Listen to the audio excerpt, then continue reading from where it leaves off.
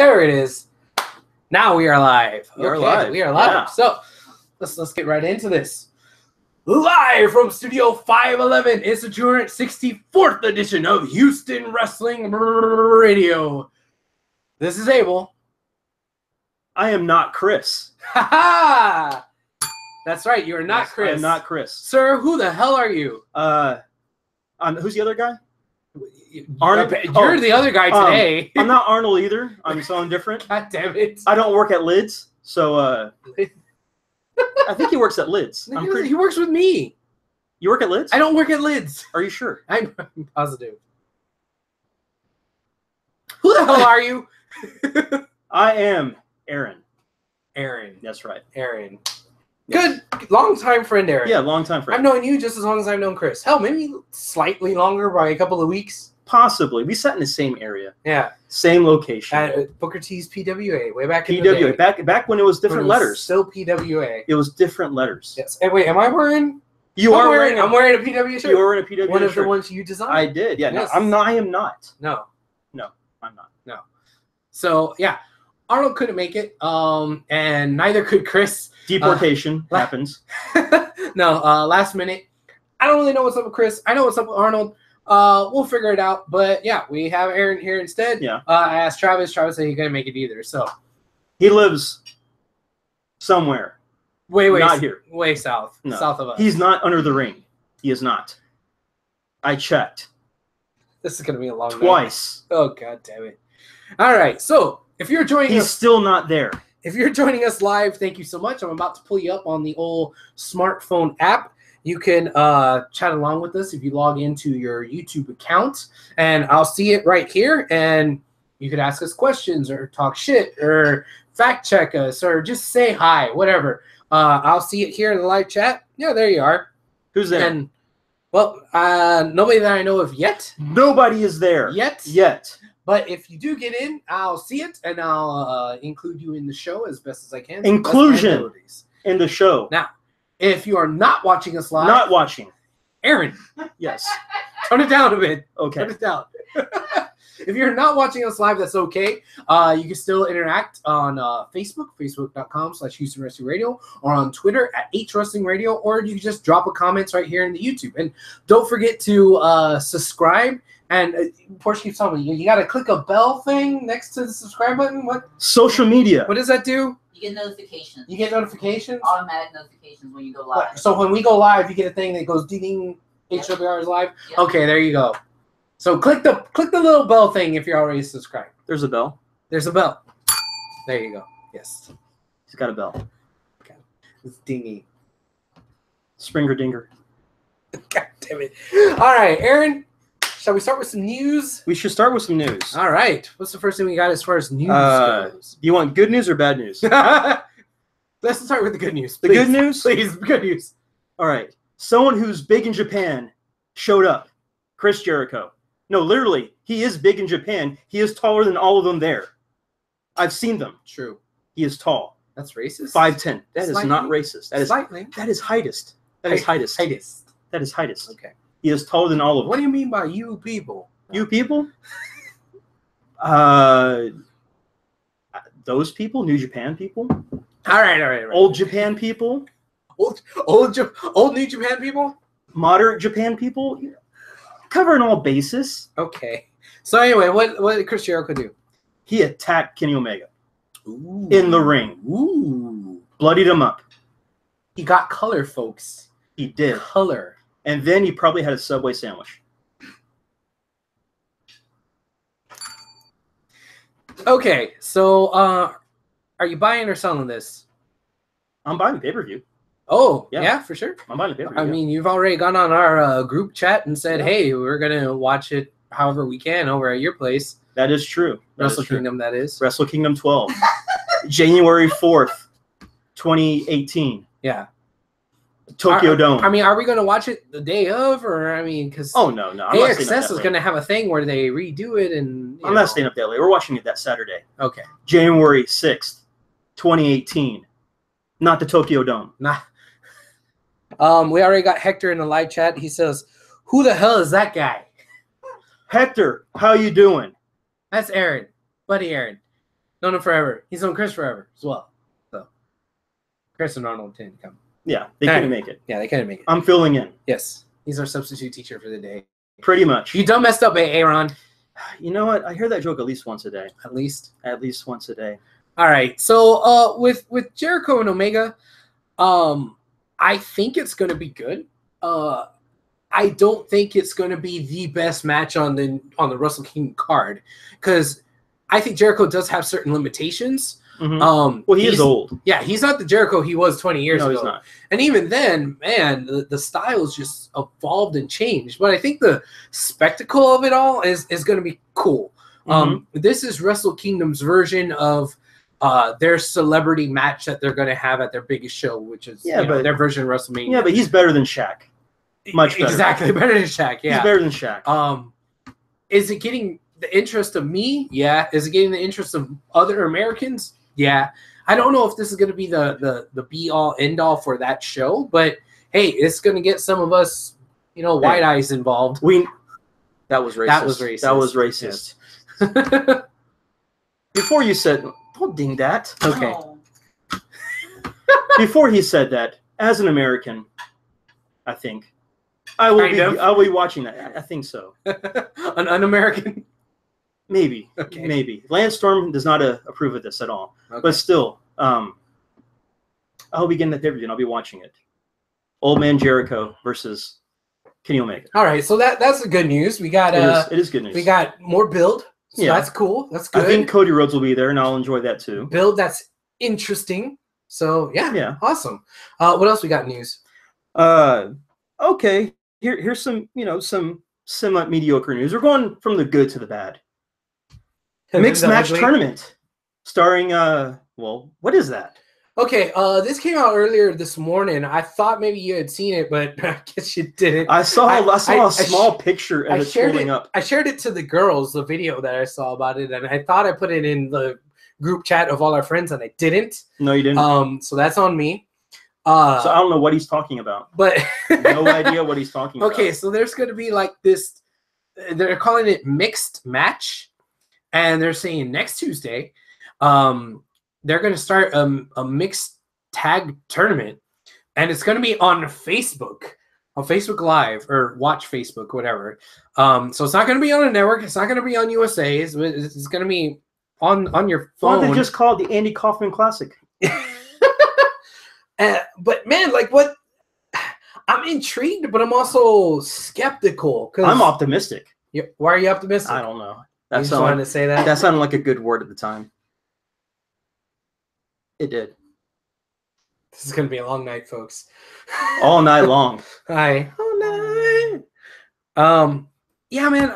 I don't know. Okay, the basic idea that we've seen, because D-Bry had a video and Kurt had a video. Okay. So they're gonna have 6 teams. Wait, what kind of video? In the video, they're talking about what they're gonna do for this. Okay, again, what kind of video? It's a promo. They had a promo. Okay, a promo. A vignette, a promo. I don't know. Paige's videos weren't that kind of promo. It's not Paige. We're talking about Kurt and D-Bry. 2 separate.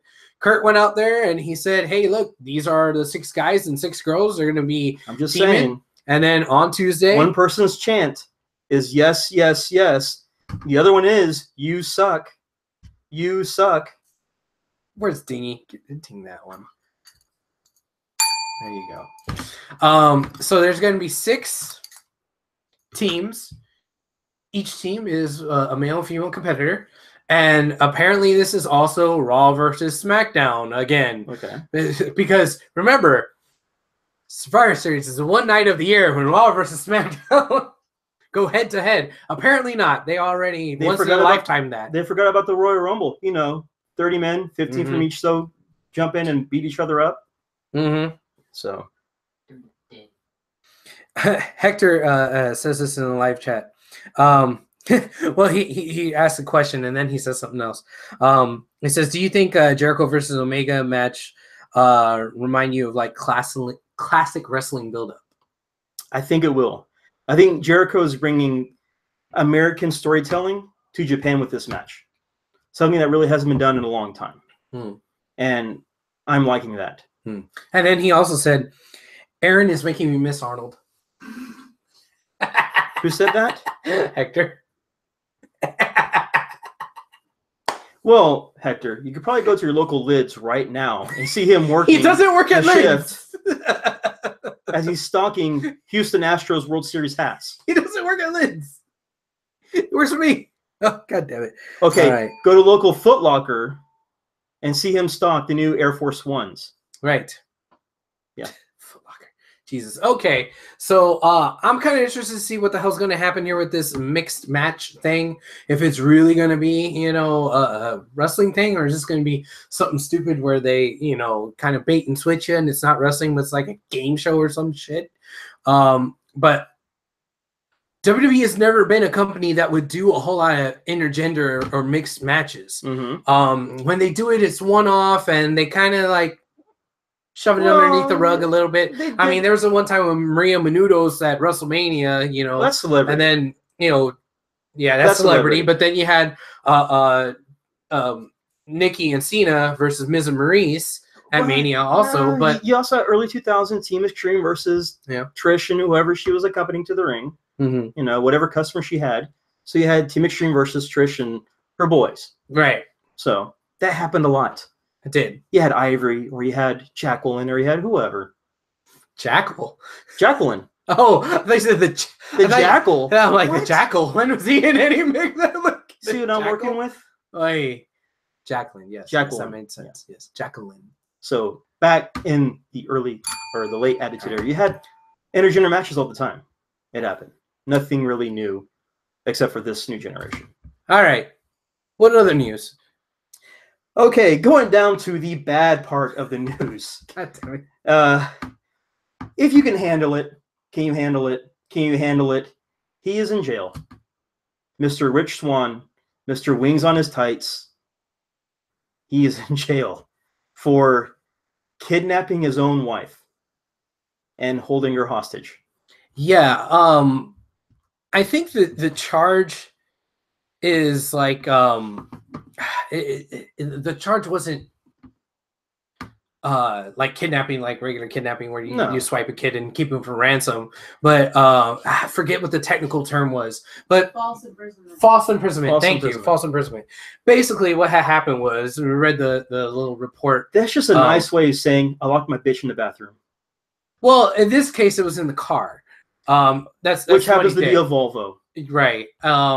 They apparently were in an argument. They were fighting.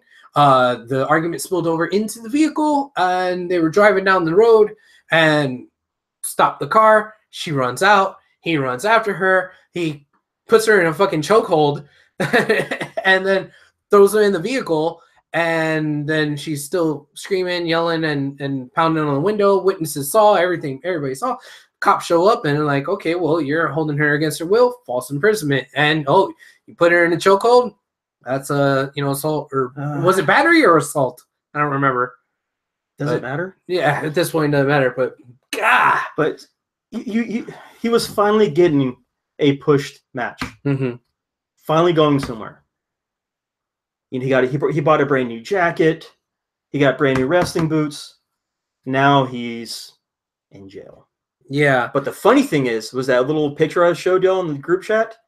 Someone did the creative wrestler of Rick Swann in his prison togs as a skin for a WWE 2K18. Oh, that was awesome. And coming out to Goldberg's entrance where the cop knocks on his door and he comes out. And that was funny. That was funny. That gave me a chuckle. It gave me a little bit of a chuckle. Each move cost 12 pack of smoke, which was awesome. Okay. That's disappointing. Because Rich, seemed like he could be a nice guy, but then he pulled this fucking boneheaded shit. But he wasn't really anywhere on the card. He was like Cedric Alexander's like lackey friend. I thought Cedric was more of his lackey. Cedric could talk. I'm not saying Rich couldn't. Rich looked like a live action pop vinyl figure. He had a giant head on a small little body. Okay. He did. Yeah. But I mean, come on, guys. Y'all could do better. Like, seriously. There's so many people out that, like, every day there's some new fucking news thing where some dude is either sexually assaulting somebody or is beating up their wives or girlfriends. That's like fuck, man, can't we like go a day without this being an issue? Like, holy shit. You can't handle it, can you? I can't. You can't handle it. I can't handle this. You can't handle it. What else? Well, then there's the really depressing news. Oh, now we're going from bad to worse now. Bad to worse. Okay. Oh, fuck. It's local for us. We mentioned PWA earlier, right? Which is now ROW. One of their kind of longest, I guess, tenured guys on the show. Right. He's been there for a while. Also got arrested, but he did something much worse. Oh yeah. Much worse. Wow. Should I take it away? Yeah, you take. All right. Because it's depressing. It's really depressing. Jasper Davis. He's known here, like you said, in Houston area. He's wrestled for Booker T's promotion a lot, but I've also seen him other places. We saw him NWA. NWA. He wrestled a lot. Lone Star. He was involved with a lot of stuff that Tugwell Taylor would do. A lot of the Texas scene. Yeah. A lot of the Texas scene. And well, he got arrested for murder. The story with that we hear is that it was his birthday. This can be confirmed on Facebook. Their birthday night, yeah. Yeah, it was his birthday. Mm-hmm. And everybody on Facebook's wishing him a happy birthday. Of course, I'm Facebook friends with the guy. And the next thing we know, the next day, his mugshot's on the TV, Channel 13. Yeah, and it's everywhere. It is everywhere. Apparently during celebrations for his birthday, him and his girlfriend got into a fight. Yeah, whatever. Got into a fight, and it resulted in him shooting her, killing her, and then him trying to transport the body and put it in a bayou. Trying to get rid of the body. Trying to hide the body. And while trying to hide the body, he was in a panic, and his car got stuck. Well, wait. By him doing that, he left his 7-month-old baby at home by itself. Right. So this entire time, the baby's just at home by himself. When the car got stuck, he phoned a friend to say, hey, come help me dispose of the body and help me get my car unstuck. The guy was like, what? No, I'm calling the cops. No, he shows up, sees the body, and then calls the cops. Takes off and calls the cops. And then at that point, Jasper calls his dad instead for help. You would like to say innocent until proven guilty. You'd like to say, well, he's just arrested, just a suspect. But from the reports, this seems kind of like an open and shut case. I mean, you got a witness who saw the body, who called the cops showed up, and it's, for me, the biggest thing is him leaving the kid by himself. Oh yeah. Let's not underplay that. I mean, as a parent myself, if I'm committing a crime, I'm taking the kids with me if I'm watching them. Okay. To show them what you do not do. If you're committing a crime, you're taking the kid with you. Yeah. What the fuck? Okay. But still, that's something that you do not do. That is horrendous, and it's sad that it happened. I know for the real. I talked to him earlier that week. I've done some work for him, some graphic design work, t-shirt design work for him in the past. I did his most recent alpha unit design, and we're talking about doing something else. And I just didn't have time to do it. And the funny thing is that I was prepared to work on it that night when all this broke out.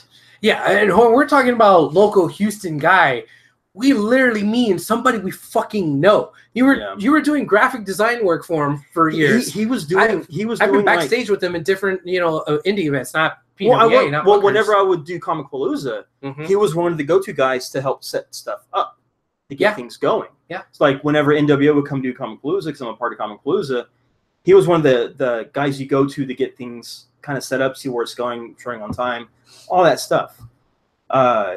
And he's always been nice. I know he did positive.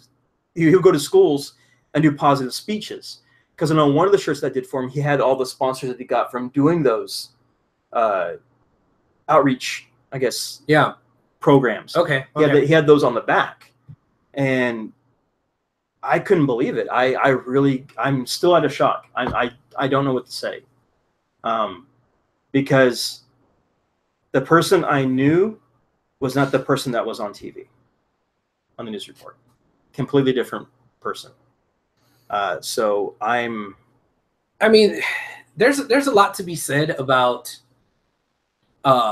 what can happen when you lose your cool.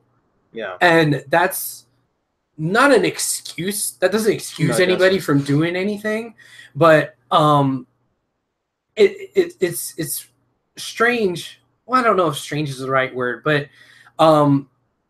that you can get to a point where you would do something that friends and acquaintances would say that you're incapable of doing. Yeah. And it's sad. And while we want to sit here and, you know, be very judgmental of Rich Swann, I don't want to seem like I'm going lenient on Jasper just because I know the guy and he was a nice guy. I mean, what he did was egregiously horrible. Yeah, it was. But I mean, what led him to this point? Because even on his Facebook page, like a week prior or something, he posted something about, hey, suicide's not the answer, whatever. Apparently he was trying to talk somebody else out of suicide. Yeah. And here he goes taking somebody else's life. And it's weird, the state of mental health, not just in the wrestling industry, because you talk about that a lot. Oh, look at what happened with Benoit, too many concussions, but just in America in general, man, it's just fucking gross. It's shocking. It is shocking, and it is. There are no words. There are no words. I guess because with Rich Swann, we don't know him as personal as we do the other one. Yeah. So we don't have that. We don't have that connection to someone that we see and interact with on almost a weekly yet monthly basis. Yeah. Versus someone that we see weekly on TV, and that's it. Mm-hmm. So that's why it's more disbelief than and troubling at the same time too. Yeah. And very troubling. Yeah, exactly. So you know, the last I had heard, which is the best news I could hear coming out of this tragic situation, is the kid, the baby, is now in care of the family. Yeah. Some family member. I don't know who. Last I had heard, the kid was like in custody and was starting to be processed through the foster system or whatever. Yeah. But I heard that the baby's out and with family. Don't know who the family member is, but I don't know. Yeah. And then Jasper is trying to mount the argument saying that it was by accident, that he had pistol and they were arguing and she tried to go for the pistol and he had it and accidentally shot her. I don't know if that's the truth. I don't know. That's for a judge and lawyers. I don't want to get into the gun control stuff, so let's just... Yeah. Well, I'm not even saying gun control. I'm just saying that that's what his defense is. Well, let's just move on. Let's just move on. Yeah. So let's get even worse. With that. Okay, even worse news. We got DZW coming up. Why is that worse? All right. Yes. This weekend, DZW, this Saturday. Come on out to... Oh, it's this Saturday? This Saturday. Oh. Yeah. This Saturday. At Olympus Arena in Katy, Texas. 1812 Avenue D. Why are you uh-huhing like that? Yeah, come on out. We're going to have Silky versus Hambone for the DZW title. That sounds like a different kind of show. With someone named Silky versus someone named Hambone. You've seen Silky before. I actually have seen Silky. You know who Silky is. I've seen Hambone too. Yes, you have. But just to the viewers out there, that does not sound... Okay, go to DZW. Hambone, big old country fan boy, and then Silky, isn't he the one? Big old guy. Isn't he the one that says he makes brownies? He makes fudge. Or makes fudge. Hey, I don't. He makes fudge. Good ass. Thank you, Randy. Wait, hold on a second. He makes ass fudge. He does not make ass fudge. Although everybody does technically at one point. Hey, if he's got a condition of mud butt. Pepto helps. All right. Hector kind of wants us to go back a little bit to the New Japan stuff. The New Japan questioning is better for Chris, and Chris isn't here. Yeah. But I'll try to throw this at you, and if you want to decline, then okay. Like, what do you have? What questions? It says, how much do you think Jericho versus Omega will affect the match between Naito and Okada? Do you think that Naito is thinking that he is being put through the same shit like last time he faced Okada? I think there will be three types of fans for this show. Okay. You will have the fans who are strictly WWF or WWE who have never seen New Japan or any kind of foreign wrestling who are going to tune in. You're going to have the indie wrestling fans who watch ROH but have never ordered a foreign pay-per-view before, tune in. Then you're going to have the New Japan purists order this and tune in. And I think the expectations for the two foreigners, Jericho and Omega, is so high that even if the match is a bad match, the hype is there, and that's still putting a lot more pressure on Naito and Okada. It's Naito and Okada, right? Yeah. Yeah. So I like Naito. Okada. I think Naito is a great wrestler. I see him as more of like the Japanese CM Punk to a degree, of his attitude and his no care sensibility. What are you doing? It wants to do an update. I'm telling it. Remind me later. Sorry. Continue. And Okada has been the longest reigning champion over there. I think Okada is overrated. Oh, that is a hot take. Okada's overrated. I think he is. Wow. Not a fan. His time is up. Naito's time is now. Wow. I'm sorry. Return to hair bleach. It's time for Naito. Okay. So, I'm not a New Japan purist. Okay. I get the access shows that they put out and Right. watch that, go through that and watch it. But I'm just not really impressed with Okada. Okay. You know, I mean, I don't watch enough New Japan to have a strong opinion either way. I just know that both Naito and Okada, everybody loses their shit for. Yeah. And the few times that I have watched any New Japan stuff, I'm impressed. You know, I like the stuff they do. The matches they put the on, matches are good. fucking amazing.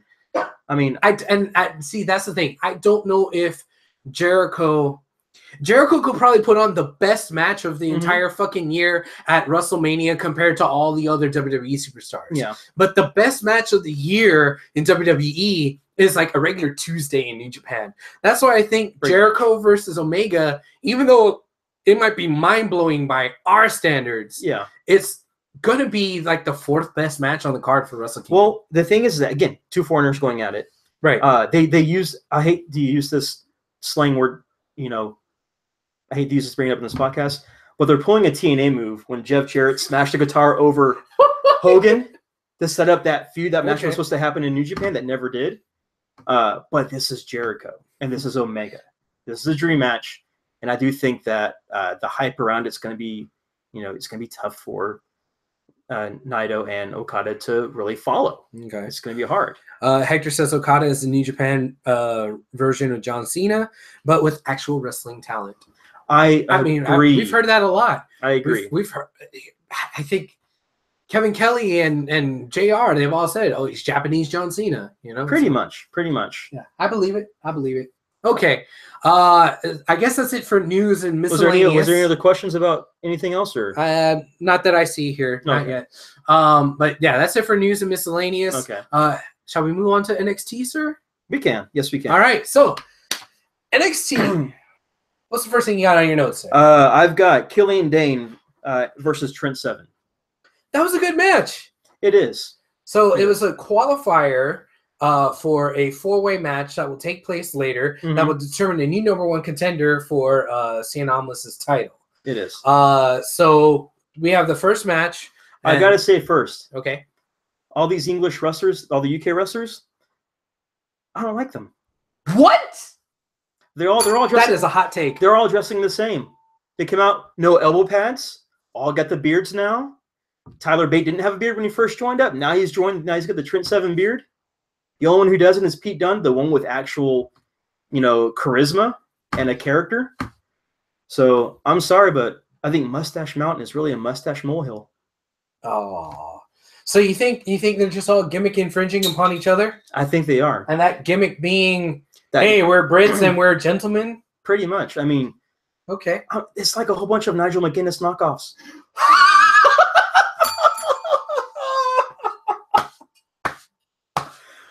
Oh, damn. Okay. I don't know how to follow that, so let's just get into the match itself. I enjoyed the match itself. It was a good match. I like how they were trying to pull off Killian being the Belfast Nightmare, and he was this huge monster that he's unstoppable. He is the Scottish Vader. But they put him in there with Trent Seven, who's just he's supposed to be one of the little UK guys. Yeah, he was almost just as big as him. And I'm like, no. I thought he would like Killian, visually. Killian had girth, and he had a summer sweater. Okay, not a summer sausage. No, a sweater. I don't know what kind of show. Travis, you down there? He's not down there still. I don't know. It was just a little bit of a disconnect for me there because, it's like, okay, the UK guys, they're little guys. Yeah. Okay, so a little guy versus, oh my God, this huge monster. And they are the same body type. One was slightly smaller than the other. Okay. But I enjoyed the match itself. I'm glad Killian won, and he's now in that four-way. He was the first one to qualify for the four-way. So I'm kind of glad that each member of Sanity now is getting their own individual push to a degree. They're getting their own individual character. They're not just in the group to follow Eric Young, that they're getting somewhere, that they're doing something. Yeah. And Killian getting this win is, I think, a big step for him becoming, the another NXT monster. Because who do you have? You have that, what's the guy that you call him with the Brock Lesnar Jr.? Oh, yeah. Lars Sullivan. Yeah, Lars Sullivan, that guy. Yeah. He happened. But still, at least they're getting more NXT monsters in. Well, okay, let's move on to Lars Sullivan. He had a little promo in the back where he's talking. And one thing that I like about the guy is that he's more than just this big hulking brute. He has a little bit of different to him that makes him interesting because he's well-spoken even though he has a lisp. Even though he has a tongue that's too big for his mouth. They have to talk like this. So he's got what, Jack Swagger syndrome? Kind of, but like Swagger, it was just because he's, kind of slow. But this guy, like, it's just that his tongue is too big, What? Oh. And, like, it's kind of interesting that he kind of, if you work it right, he could kind of be like the Beast from X-Men, He's not blue. Well, I know he's not blue, but he could be that kind of character no, where he's like big, but he's smart, Well, Snitsky was big and smart. Yeah, but Snitsky, you thought he was smart, but he wasn't really smart. You kind of, It wasn't his fault. It was Creative's fault. Now you're messing up your... you're getting your gimmicks. Don't cross the streams. But anyway, I like the guy. I like it. What else happened on NXT? Then we got... wait, hold on. Hector says, in reference to what you're saying about the UK superstars. Nah, who cares? Nah, he needs to see Progress Wrestling if he thinks out of the UK stars. Killian Dane started out in the UK. He's got a good point. He did. Robert, what's up, Robert? Welcome to the show. Which Robert? Robert Medlin. What's up, Rob? Yeah. He says, so there's Aaron. I was looking for you at the Bedrock Shindig. There's a Bedrock Shindig. I forgot that was tonight. That's tonight? And it wasn't until after I agreed to come on here that I saw that, and I'm like, maybe I could call in sick. Damn. Maybe that's where Chris and Arnold are. Maybe they're at Bedrock. No, Arnold, he's closing at Lids tonight. He doesn't work at Lids. He's closing at Lids. He's got that sale going on. Buy one, get 1.5 off on all New Era hats. All right. I bought 2 hats. What else happened on NXT? We've got Sonya Deville, and she fought Ruby Riott. Extra T. In a no-holds-barred match. And there was no Zeus. There was no, rip. There's no rip 'em. False advertisement. For someone named Riott, she didn't do that. Not at all. Robert Medlin said, so you're the team's TJ Yates. At least he didn't say Schaub. I'm not cross-eyed. Oh, boy. I really, really, really, really enjoyed this match. I was thinking maybe this would be my match of the week pick. I don't know if it is. It's definitely a very strong candidate for me. And here's the reason why. Okay. Most of the time when WWE does no holds barred, that phrasing can be interchanged with no DQ, hardcore rules, whatever. Ravens rules. Monsters like, ball. All this BS. So it's like no holds barred. It's just it's no DQ.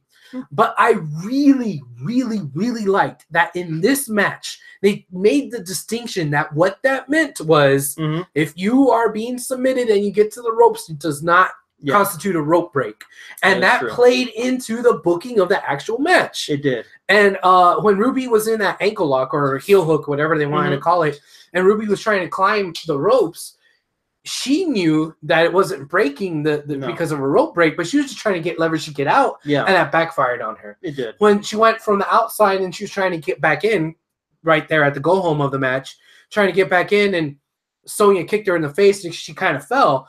That bump that she took would have been like, for a wrestler kayfabe mind, okay, well, they're outside, they fall on the apron, you got to bring them in with some impact move. That's true. But no, that is true. Sonya Deville being MMA kayfabe mind is, she just threw out her arm. That arm, I could pick it.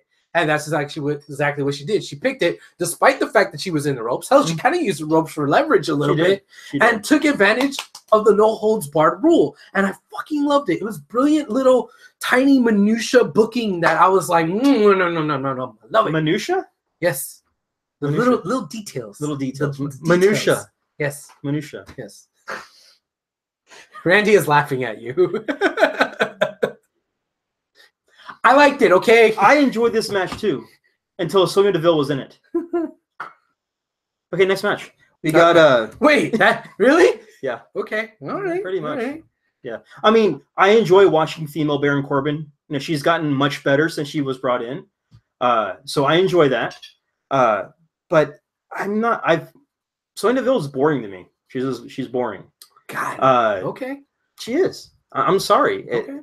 She's like the mini version of who's the Nia Jax B show SmackDown person? Tamina? Yeah. She's like mini Tamina. She is nothing like Tamina.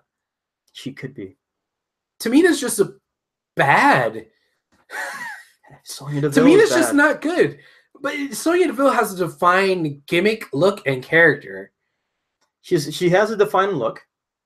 She has a defined. She's getting there in character. That's it. Okay. That's it. All right.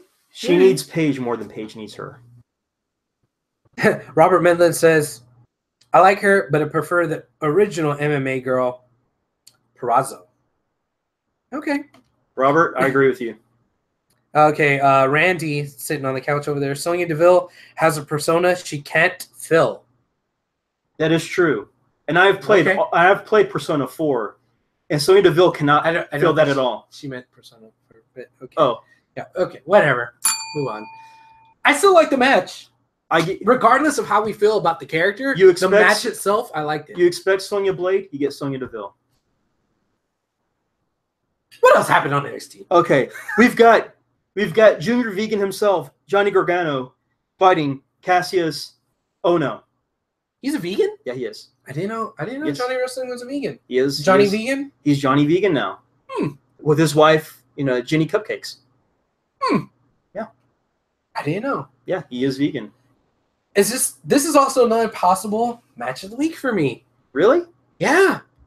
Okay. I usually hate Kassius Ohno. Ohno comes out and I'm like, oh no. Well, Kassius Ohno, I mean, I like Space Jam. I thought it was a great movie. I don't want to see wrestlers dress as Space Jam on a weekly basis. I'm sorry. I mean, he looks like the illegitimate child of Balls Mahoney right now. He looks goofy as hell. I mean, come on. Get a treadmill. God damn. Come on. Okay, I've said this before. Hell, I think I said this like 2 or 3 weeks ago, where what they try to sell you with Kassius Ohno is not matching what you see with Kassius Ohno. Like, they try to sell you on the fact that he's like this young, spry, agile indie worker. He's not young. And he's not. He's not young. Visually, he's not young. He's not spry, and he doesn't look the part. If they repackaged him and rebuilt him and said he's just a brawler, like, he's the son of Big John Studd. I know we have Sean Studd, okay? Who? Big John Studd. Oh, okay. If they say he is the son of Big, I'd buy it. There needs to be a Mario moment where they're doing the thing, and then there's a picture of Balls Mahoney, and then Kassius Ohno comes out. They say, hey, they forgot one of the biggest pieces of news, the Ellsworth list. What the hell's the Ellsworth list? It's like Cody's list, but Ellsworth. Ellsworth made a list like Cody Yes. of people he wanted to wrestle and It's shit? literally all the women. Ellsworth is dreaming. Wait, is that Ellsworth Tinder list or is that his real list? Why not Zoidberg? Why not both? Why not both? Wow. Yeah. I was about to say, what list is? Oh my God. Okay, no, Robert, I'm feeling you on here. Robert says he needs to be repackaged as a new Barry Windham. Yes, I agree with that. Yes, Robert. Yes. He needs a cowboy hat. That's what he needs. He needs to be A like cowboy a big, hat. tough, thick brawler guy. But like they put him like I think he thinks that he still is Chris Hero from fucking 2005 ROH, and he's not. He was then, now he's not. So yeah, you gotta change it up a little bit because man, it's not working the way it's not. Aesthetically and who he is. It doesn't work. So there's a disconnect there. Despite all that, despite the misgivings that I have with his character and the way he's been built as a person, the match itself was fucking badass. I loved all the falsies. I really didn't know who was going to win this. I wasn't really sure because I was surprised. Both are perennial losers in NXT. I was surprised because Gargano has that Ziggler-esque quality on NXT. But so is Kassius. Kassius has been losing to everybody. Well, yeah, unless he fights Oni Lorcan. Which Lorcan? The only one we got. Oni, not only. All right. But yeah, I think Randy says Ohno needs to be my dad circa 1981. I can see that. Yeah, he could be your dad. He was just also my father-in-law. Yeah, he looks like he could be a young Mr. Neville. Was it Justin Bradshaw or was it Jack Black Bradshaw? Before he became Mulligan or something? No, before he became JBO. Oh yeah, Justin Hawk Bradshaw. Yeah, Justin Hawk Bradshaw. Yeah, I can see that too. Get him a lasso and a cowboy hat. Because only cowboys are fat. It worked for James Storm. It works for James Storm. Oh God. And Silver King. Look up WCW. He was like 5'3". There's a random hand on the camera reaching right towards me. Porsche, what the fuck are you doing? She's stretching. That was like I looked at the camera and there was just hand like sorry. I'm like, what the fuck? Oh no! Oh no! Look! See on the replay. Look at what the fuck. No. We've become meta now. We're on a delay here, so she just finally saw it. Live, folks. This is live. Wow. Okay. All right. So you're not feeling my vibe with this possibly being a match of the week? Of what? Kassius Ohno versus Johnny Gargano. Oh no. Okay. All right. I guess that closes out NXT. Oh, it does. It did. Shall we move on to Raw, sir? Yeah, we can move on to Raw. All right. So Raw. What do we have kicking off the show? We've got Samoa Joe cutting a promo, which honestly, going with the Raw theme is great because that means Stephanie McMahon is not cutting a promo to open the show. And I like that. When's the last time Stephanie's cut a promo to open the show? 3 weeks ago. When was her last? Well, before that. When was her last kid born? I don't know. Her last kid's got to be like 8 by now or something, right? Yeah. Something like that. Could be. Every time Triple H wins a title, Stephanie gets pregnant. Oh, no. Oh, no. It's them championship babies. But, yeah, Joe opens up, talking Reigns, talking trash to Reigns. And this is probably what... I love Joe. He's awesome, dude. But this whole segment was goofy as hell. You got... Goofy? You got Ambrose and Rollins backstage watching the segment on TV. Mm-hmm. All right, hey, man. Hey, go get the big dog. You see this trash? Go get the big dog. What is that? That would come on. That did kind of slow everything down, kind of awkwardly, because Joe was just out there trying to stall. Because like you could tell that he knew that production had to do the thing, but he didn't know when production was done doing the thing. So it was like, come on, I'm still mad. Somebody come out. This is when a vignette becomes as slow as a Big Show match. Oh, am I wrong? No, you're not wrong at all. You're not wrong. And I mean, for as much as I love Joe, He can only do so much. Mm-hmm. He was in the audience. And that wasn't necessarily Joe's fault. That was probably Kevin Dunn's fault. It wasn't his fault. It wasn't. That was the writer's fault. That was creative's fault. Hector says, if you think about it, Stephanie doesn't have a storyline at this moment. You got to be happy about that. Is she pregnant? She might have one. Triple H didn't win a title, so no, she's not pregnant. But how do you know that? Because Triple H didn't win a title. You don't know that? I know that. Lesnar has the title. He could have gone to the UK. Or he could have gone to India and beat Jinder Mahal. He could have put on a wig and became Pete Dunne. Which he did do that. I mean, I'm pretty sure that if you put Pete Dunne in a leather jacket, that is Triple H. Mm-hmm. No, I can't do the Kevin Dunn voice. No, I can't do it. Kevin Dunn or Kevin Dunn? Pete Dunne. No, Kevin Dunn. But there's a difference. Porsche was asking about doing the Kevin Dunn voice in the live chat. What's the Dunn voice? You never heard of me do the Kevin Dunn voice on this show? No, I don't watch wrestling. Then why the fuck are you on here today? Because you asked me to be here. Yeah, I guess so. Now, Robert, next time I'm asking you. Don't drag him into this. He didn't do anything wrong. Hey, Seth, what's up? Nice to join us today. Who? We got Seth Rollins? No, Seth Ross. He's been on. Rollins? No, his name is Seth Ross. He's just a dude who watches the show. Okay. But I got to badmouth the fans for I'm not badmouthing him. That's his fans. Name. I'm not burying him. His name is Seth Ross. I'm sorry, Seth. I'm sorry. I'm sorry. I need to ask Kevin Dunn why he brought all those women up from NXT. Because he likes an escort service. You don't want to. He likes an escort service. That's we're not going to do Kevin Dunn voice today. My throat's already been hurting enough. I bet it has. Hi. Okay. DTA isn't just for Stone Cold Steve Austin anymore. All right. What else happened on Raw? God. Then we've also got Paige and Mandy Rose versus Bayley and Mickie James. So you've got Paige and Mandy Rose versus Team Trapper Keeper.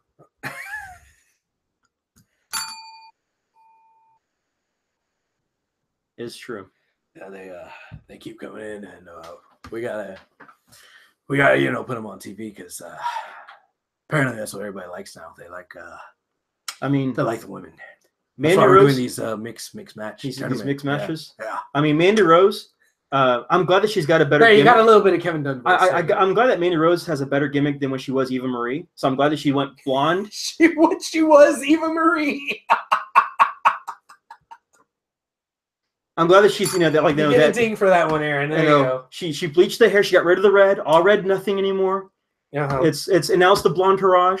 So I'm glad that she's doing that. And then she's got Paige. What the hell happened to Paige's face? I gotta ask. Del Rio.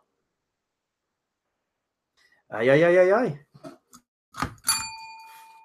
He must have Speedy Gonzalez that face all over the place.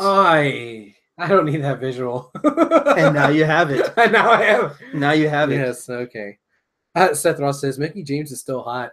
She is still hot. Yeah. I would totally. I don't disagree. I would. Magnus or not, I would. Hey, Magnus is the new NWA World Champ. He just won that this past weekend. Mickey, if you want to upgrade from NWA, I am here. You are not an upgrade for NWA. What fucking title do you got? I've got the All title. The All title? The All title. What is the All title? It is the All title. The All. There was some shit you just made up right now. All of it. I have that title. God damn it. Yeah, but Mickey, if you're watching, if you want to upgrade, pick up Brock Lesnar. I'm here. I do not like country music, but I have earmuffs, so it'll be okay. And what if Jenny is watching this? Oh, she's in for it too. I think Jen likes Mickie James too. Oh, Jesus. Oh, Portia's tattletailing on you right now. Don't bring her into this. Well, you're the one who's... I'm trying to bring someone else into this. Stop it. Stop it. Jen is his wife, by the way, for people not understanding what the hell we're talking about here. All right. TMI. DTA. Yeah. All right. DTF. I don't even know where we are. What the fuck are we talking about? Okay, next. I'm totally lost. If you enjoyed that promo, we got probably the other worst promo of the night too. We have Hardy versus Bray and a promo off. Oh, you thought it was one of the worst. I'm a Matt Hardy fan. I've been a Hardy Boys fan for a long time. You don't say. It's true. You know you're the third Hardy. Yeah, I'm Skeeter Hardy. And I shit you not. In my phone right now, and for the last 10 goddamn years, he's been in my phone as Hardy. If I wanted to call him, I would look through my contacts and find Hardy, and I would click on that and call him. Because that's what I knew. We called you Hardy for like ever. Pretty much. Pretty much. You were just the third Hardy. Well, no. We were waiting in line for a PWA show, which had Matt Hardy. Right. And there's two guys behind me, and I'm sitting there waiting, and they goes, "You look like Matt Hardy." I go, "Yeah, I'm the third brother. I'm Skeeter." Just to mess with, just to mess with them. You do look like you could be a third Hardy. And they thought it was true. Because you do fucking look like a Hardy. No, because I had ringside seats. And they sat like 5 rows behind me. And I'm sure you had your fucking Mark gear or your fucking Hardy gear. I might have had a Matt Hardy shirt on. You might have. I might have. You might have. I might have. I might have had a Matt Hardy beanie hat on. Mm-hmm. Might have. Yeah, might have. It was the Christmas show, I think. Maybe. But I might have. But yeah, and that's where the Skeeter Hardy thing comes from, is from that. Because these two goofs thought I was the third Hardy brother. I kept selling him like, oh, he's doing great. Yeah, he's on tour right now. Mm-hmm. He'll be back home in a little bit, in a few days. I just kept selling it until I stopped seeing him. Yeah. So, I don't know what happened to him. Maybe their tractor broke down. I don't know. Maybe. I don't know. Anyway, okay, so you didn't like the dueling promos with Bray and Matt. Last week's was funny. It was entertaining. It was great. This week they went too far with the whole laughter thing. It was too much. You know what killed it for me? Every time that they would switch back and forth, which was like every 2 seconds, yeah, they did the that or the every single time they went back and forth. I was like, okay, calm down. Yeah, like I get it that like Matt's whole gimmick is very avant-garde. It's just weird, and you want to do as weird as you can. Unique. It is very unique. But, dude, I think they're really just kind of forcing it right now. Well, I think they're forcing the promos before they do it. What are you giggling about over there? Seth says, what if those guys are watching you that think you're Skeeter? Jig is up. You never saw this show at all. He is Skeeter Hardy. Yuck. Jeez. Yeah, dude, the dueling promos, I don't want to see it anymore. If they do it again for a third week, I'm gonna be out officially. The thing with Broken Matt and TNA is there was always something fucking weird and different. And if you're just doing a fucking tight close-up with a sheet backdrop every week, that's not weird and different. They went to the Hardy compound, which you never saw before. They were wrestling in TNA at the same time. They were setting up fucking battlefields, and they Senor Benjamin. Matt put Jeff through a table that was not a regular table. It had like the fucking pedestal with the round fucking tabletop on it. So he didn't go through it. It just fell over on the side. Like, there was so much weird, stupid shit that you don't normally see out of wrestling, that if you confine the weirdness and only take the weird promos of it and just confine it to what you normally see in wrestling, then you get Bray fucking Wyatt. Yeah.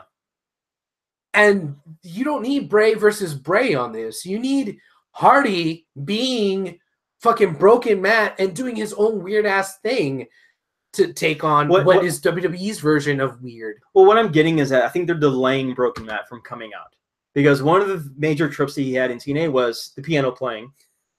Was the gimmick, him with like the sleeveless vest or the sleeveless jacket coming out there doing his weirdness and everything, and that's not happening. All we're getting is a close-up shot of his face. Yeah, that was great on the indie scene when they were feuding with the Young Bucks. But even the close-up shots, like sometimes it was But it was consistent. It was consistent. It wasn't cuts. Right. And sometimes he was getting interviewed by somebody who was like an indie person. Yeah. You know, viral videos of him talking with fans and saying stupid shit to fans. Then the stuff that was like prepackaged from the compound. Like, it was all like different forms of media. And he played the fucking part 24/7. That's what was different about it too. I think even on Twitter right now, on Twitter, he's fucking tweeting in character. Yeah. What I would have done if I was creative and producing this segment is I would have had Bray start off with this promo, because Bray can do vignettes and promos. He does them great. He starts it off. It gets interrupted by Matt. Matt does his complete uncut promo. It stops, and then Bray finishes it off, or Bray stops and is like, "I'm tired of being interrupted." Set it up. That stops the whole video cuts. Okay. You mean because it was like what was it when Shawn Michaels was injured, and Randy Orton kept interrupting him, saying Randy Orton update. Like, this was like back in the day. And that was bad. It was bad, but it worked for Randy Orton's character. Okay. Because he was up and coming. He was new. He was doing a new character that worked for him. I think if they would have done something similar with Matt Hardy, it would have worked. This is Seth. This is not soaps on fucking ABC. This is professional wrestling. Get in the ring and fucking wrestle.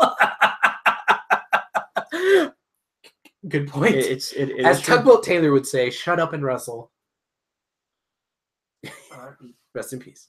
Yeah. Yes. I'm glad that I'm not the only one that's like already starting to sour on this, because I was afraid that if it was Chris and Arnold here, they would have been saying, "No, this is great. This is great." It will be, even then. I think it would have been more Chris than Arnold, because Arnold didn't watch TNA. Yeah, so, I don't know.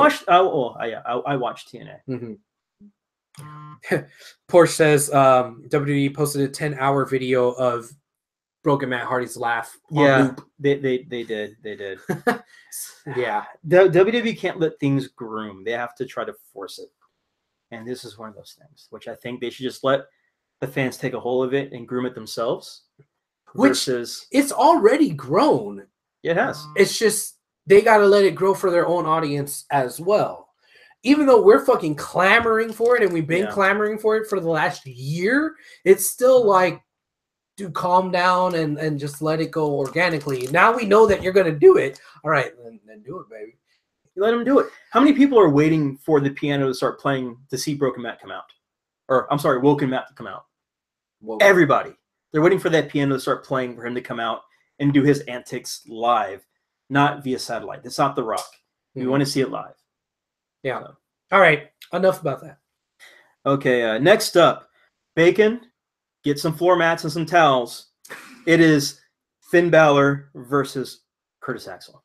Axelmania is back in the house. Okay, cool. And then we had Seth Rollins moving on versus Sheamus. Dude, that was my early match of the week pick. But Seth Rollins versus Sheamus? Yeah, I loved it. That was a good match. It was really good. I've never really been a big Sheamus fan. Uh-huh. But since he's teamed up with Cesaro, I've been liking it because I think Cesaro's been making him work and making him go out there and get better. Because with Cesaro, even when he was paired with Swagger, he was making Swagger work harder. Swagger was good, but when he was with Cesaro, he was like upping his game. Yeah. And with Sheamus, he's been upping his game even better since working with Cesaro. Mm. So I'm glad that Cesaro has been the enhancement that Sheamus has gotten.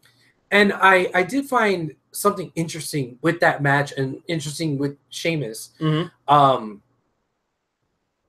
Did you see this news last week? That, about his back? Yeah, spinal stenosis. I saw that. And then he does a dead Kennedy roll in the middle of the match. He does. He did do a dead Kennedy roll, which was like, oh, holy shit. That is on his back. True. But the thing that I wanted to point out, and the thing that I took away from this particular match, was he was doing some chain wrestling and some chain submissions that the brawler Sheamus used to not do. And I fucking enjoyed it. I enjoyed it a lot. He was doing Cesaro stuff. Yeah. So Again, Cesaro, if you want to get good, team with Cesaro. I I think that's why I like this match so much, because I wasn't expecting it to be as great as it was, and I wasn't expecting Sheamus to do some of the stuff that he did, and it's showing me that Sheamus is evolving his game a little bit, and not to a point where it's boring, but where it's different. Because sometimes if you're a wrestler and you do something a certain way and doing that too much leads to injury, then you just stop doing that and you just lose shit from your repertoire. That is true. But with him, he's actually replacing stuff in his repertoire. Yes. And that makes it more interesting. And like, if you didn't know the news with the Z, then you'd be like, oh, wow, okay, he's just changing it up because he's just changing it up. And it's seamless, you know? Yeah. And that's what I really liked about it. I mean, you could tell when people are going through injuries that they start changing their style up. Like Jeff Hardy.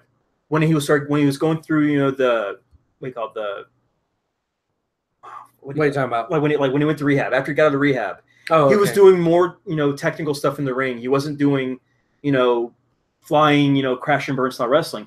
He was being more of a workhorse like his brother used to do. Okay. And then, you know, when he got better, he started adding more of the high flyer stuff to it. When Rollins got caught, you know, with his injury from Samoa Joe, he came back. He was doing more chain wrestling. He was doing, you know, less flighty, more chain wrestling stuff. So I think for some people it works for their character. For other people, it doesn't work it. Like I'll say for when Shawn Michaels had the back injuries and he came back, he was completely different. And it just didn't really vibe with him. Sure, it was great to see him in the ring, and he went back to doing, like, you know, the moonsaults and everything else toward the end of his career. But for a while when he came back, it wasn't the same Michaels. Right. I mean, it was different. So it was like that was Shawn Michaels coming back after the back was an example of what I said before, where somebody just takes something away from their own repertoire and they don't replace stuff. Yeah. And he was like Shawn Michaels at half speed, and that's it. Yeah. He didn't change things. Whereas Sheamus seems like he's changing. He's things. adding more to it. Yeah. He's training. He may have dropped a few things, but he added something else to replace it, which I got. He's been playing some WrestleMania 2000, and he's been getting better. Okay. Up, down, down my ass. He's been playing WrestleMania 2000. Yeah. Okay, I'm going to get to, well, I don't want to skip ahead. You go ahead. What's next? I'm sorry. We have 205 Live match, followed by a Roman Reigns versus good. That was the thing I was going to want to bring up. I have 4 match of the week candidates. This is my 4th. What, Roman Reigns? Yes. Okay. Between these 4, man, I just don't know. The 2 from NXT and then the 2 from Raw. Mm-hmm. And man, dude, I'm so conflicted. I don't know what to pick. Out of these 4 matches, are any of your picks for match of the week at all? Going up so far? So far, I mean, you could be picking something else from SmackDown for all I know. But like, so from what I think, from where I sit, those have been the 4 best matches this week. I gotta say Sheamus and Rollins so far. That's Sheamus and Rollins. Is that your pick or is that? No, not yet. Okay, not yet. Okay. That's not my pick. Well, I want to say a little bit something about this match with Roman then. Okay. I think what they're trying to do, aside from the fact that teaming him back up with the Shield is just a ruse for us dummies to start cheering for him. Mm-hmm. I think the other thing that they're doing is, well, hey, this worked for Cena. Let's do it for fucking, Roman, which is just let him. And it kind of worked for me this week because he had a badass match and it worked. Did Roman do the work or was Cesaro carrying him? I don't know. I know that I was entertained. I enjoyed it. I enjoyed it, but I also saw a lot of Cesaro going out of his way to make Roman look strong. Okay, how so? I saw the match. Okay. All right. Any more on that match? Or yeah, okay, I guess that's it. No, you just shut me up. So yeah. I saw that match. Randy says Cesaro carried his ass, no doubt. It's true. Randy knows what's up. Okay. What's up? All right, Randy. Top sauce. All right. So those 4 are the 2 from NXT, the women's match, and then the main, and then you got a lot of favorite matches. Both matches with the bar. It's just the 4, which I do admit that's kind of a lot for that is a lot. But none of them from SmackDown. Let me check my matches. For me, none of them for SmackDown. No. God damn it. No. Okay. Yeah, you're right. Okay. Yeah, you're right. So then what's your pick then? I'll stay with Rollins and Sheamus. Okay. Yeah, I like Rocksteady. Then he's pretty cool. You convinced me. I'm going to go with Rollins and Sheamus. Rollins and Sheamus. Porsche. Rocksteady's pretty cool. When I was sitting on the couch, what did I say immediately after that match? I'm calling Aaron to have him on the show. That's not what I said. Oh, okay. Fortunately, have another beer. That's not what I said. No, because I said, you know what? That's my match of the week. That's your match of the week? That's what I said at the time. But see, I watched that, and then the other match happened, and then I didn't watch NXT last week. I watched it today. So then, chronologically, that was the first match out of the 4 that I liked the best. But I did say immediately after that match happened, I was like, that's my match of the week pick. So since you were saying it, and since I did say it at some point, I'll agree. We'll make that our match of the week. It is. Okay. It was really good. It was really Wait, hold on. What? No. What? You know what that means? What does that mean? Or if y'all two we both agree. Should it be put on our match of the year list? Is that a thing? Match of the year? Yeah. It's not match of the year quality. No. I wouldn't say that. I'm just to be on point. Thank you for the. It is no Velveteen thoroughness. Dream. It is no Velveteen Dream versus Aleister Black. There you go. Okay. No, it is no Dream. No Pete Dunne versus Tyler Bate. Who? Pete Dunne versus Tyler Bate. Who's that? UK guys. The guys you don't like. Do they have a green card? They probably do. A working visa? They probably do. Are you sure? Yeah. Can they stack their Legos correctly? I don't know about that. Okay. You got to ask Finn about that. Finn knows all about stacking Legos. You mentioned see, now there's a flood advisory in Pasadena now. Why'd you have to go and say his name? Hey, I don't think Bacon watches the show anymore, so it's okay. She doesn't. She might. I don't know. Okay. If she supported the show, she would. All right. Are we done with Raw? Well, there are 2 more matches, but okay. Actually, yeah, we were done with Raw. Really? I mean, we had Joe versus Ambrose. And then we had Strowman versus Kane. Oh, wait. That was to determine whoever's going to fight Brock at Rumble. Yep. But that went to no DQ. No contest. No contest. Or double DQ or some shit like that, right? There was no winner. And if you're in the audience watching or watching at home, there was no winner. So we still don't know who's fighting Brock at Rumble. I mean, so there's still no winner. Does this mean it's going to be Kane and Strowman versus Brock? Could that be it? Is that the solution? Or is those Coronas? Yeah, we do have Coronas. There's some in the fridge if you want. Yeah, I might need one for that match. We got a part-timer versus a neckbeard versus a candidate. You don't like Strowman? I didn't say I didn't like him. Oh, okay. The way you just called him a neckbeard. He is a neckbeard. His beard covers his neck. Okay. That's the definition of a neckbeard. You said it like that was a bad thing. It's cool to see one big guy fight another big guy who can actually move faster than the Big Show and Mark Henry.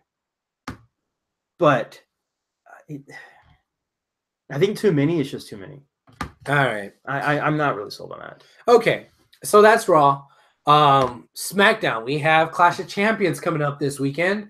So that means we get to do our preview. So the way we do this, I'm pretty sure you're familiar, but I'll refresh you on this, as well as refreshing the audience out there. The way we do it is we go match by match, give our anticipation level 1 to 10, 10 being the most. We really are looking forward to it. 1 being I don't give a fuck, or 0 if you're really and then we just say who do we think is going to win. Our predictions.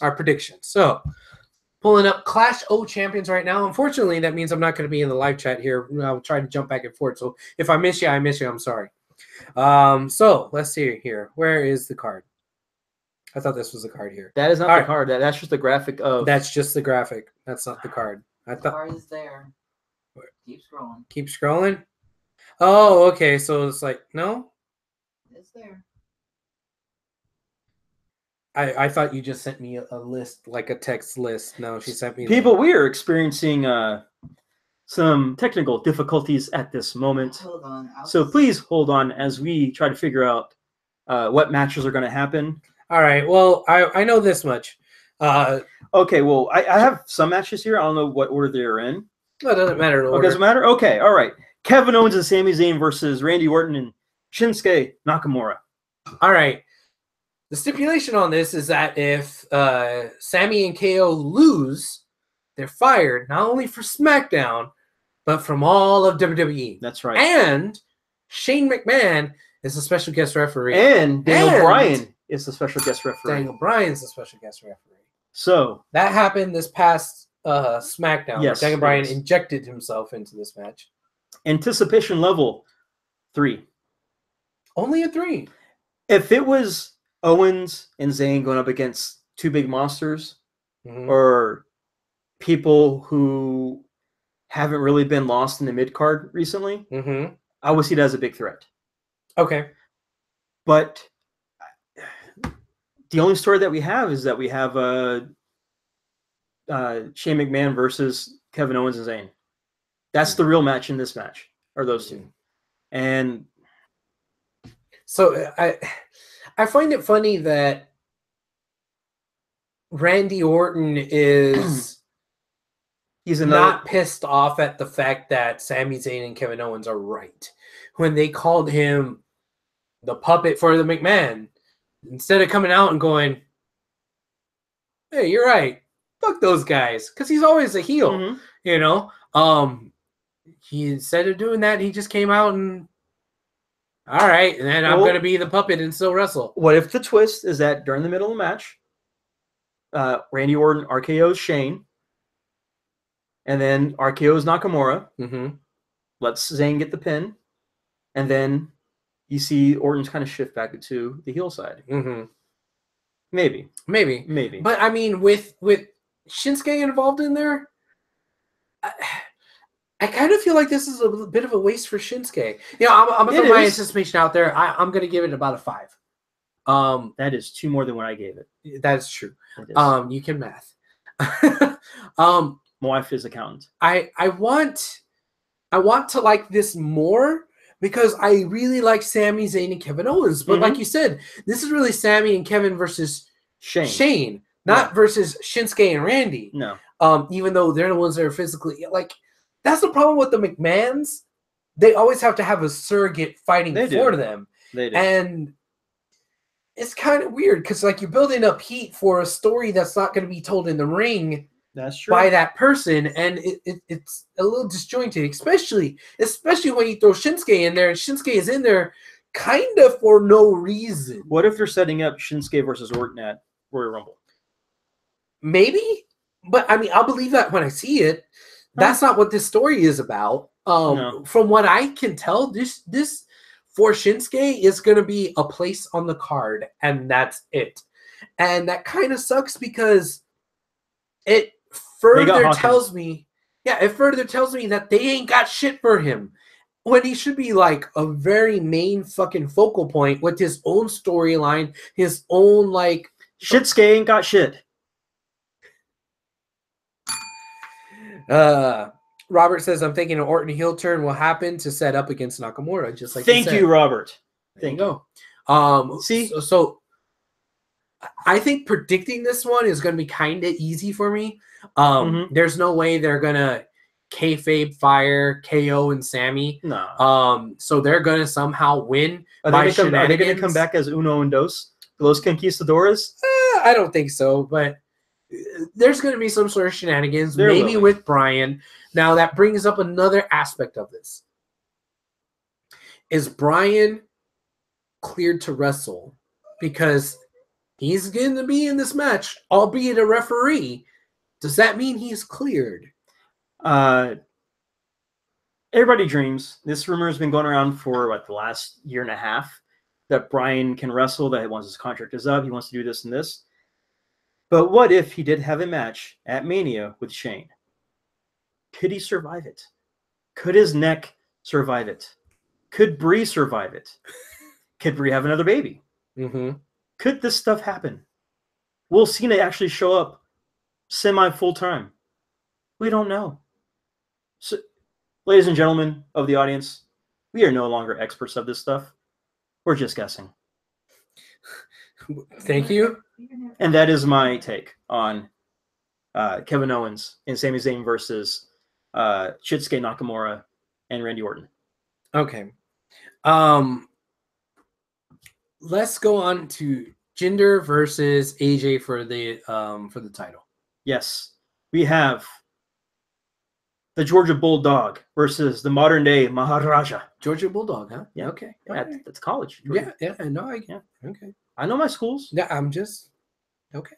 I do a lot of logo stuff for them. I do. You do? We sell coolers and benches at work. Yeah. What? In the butt. So, we have AJ Styles versus Jinder. I see Your AJ anticipation retaining. level. Oh, but Give me a number. 6. 6? Yeah. Okay. 6. Jinder's a good workhorse. AJ's a good worker. They really haven't built too much of a story up with it. It was mostly the Bollywood boys versus AJ. Mm-hmm. So I can't really say for sure what the story is. I mean, what does Jinder want revenge? Does he want the title back? Was AJ just defending it? Does he not see Jinder as a threat? There hasn't really been a set standard. I think it's for a while it's been AJ versus Brock, but right. then after that, they kind of didn't really. Well, before it was AJ versus Jinder. You know, and that was a good setup, but then I felt rushed to get to Brock. Right. So I don't know. I don't think you need a complicated ass storyline here. I think the storyline is sufficient for what it needs to be. Jinder lost the title to him, and this is his rematch. But do we need that opening promo on SmackDown with Jinder, with the Bollywood boys, AJ and Jinder? I do find that slightly interesting. Not like, oh my God, it's the most interesting thing, but slightly interesting. The fact that the Bollywood boys went out there and were like, hey, we don't like the way he treated us too. So, hey, AJ, we're chicken and garlic feet. Yeah, I don't know. But I thought that was enough of a little difference, a little wrinkle that made me like, okay, I kind of dug it. That wasn't a wrinkle, that was a fold. But whatever, and a bad one. It was. I liked it a little bit. I mean, it was obvious that like they were trying to set up AJ to pull a fast one on him, and that didn't quite happen. But I don't think that there's a whole lot there. So I'm going to throw out a 7. Okay. I like AJ. I like Jinder. I've been wanting to like Jinder and be on his side for his run. So I'm going to go with a 7. I think the match is going to be decent enough. I think it's going to be better than Jinder versus Shinsuke. I think it's going to be better versus Jinder versus anybody else. For whatever reason, AJ and Jinder have chemistry enough that they could improve on the match that they already had. I can see that.